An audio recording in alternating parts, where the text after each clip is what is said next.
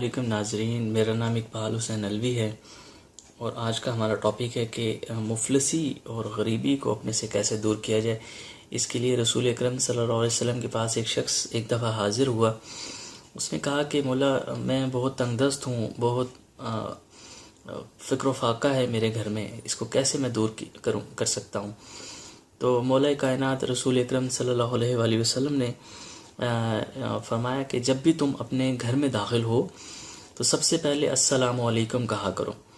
اس کے بعد عرض کی کہ اس کے بعد آپ نے کہنا ہے کہ السلام علیکم یا رسول اللہ، اور اس کے بعد آپ نے ایک دفعہ بسم اللہ الرحمن الرحیم اور قل هو اللہ احد اللہ الصمد لم یلد ولم یولد ولم یکن لہ کفوا احد مکمل پڑھنا ہے، اور اس کے بعد داہنا پاؤں آپ نے گھر کے اندر داخل ہونا ہے۔ تو اس شخص نے ایسا ہی کرنا شروع کیا۔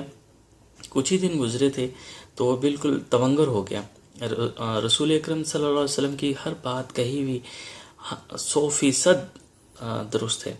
تو کیونکہ احادیث جو بتائی گئی ہیں رسول اکرم صلی اللہ علیہ وسلم نے ہمیں بتائی ہیں، جب تک ہم اپنی ذاتی زندگی کے اندر امپلیمنٹ نہیں کریں گے ہماری زندگی نہیں بدل سکتی۔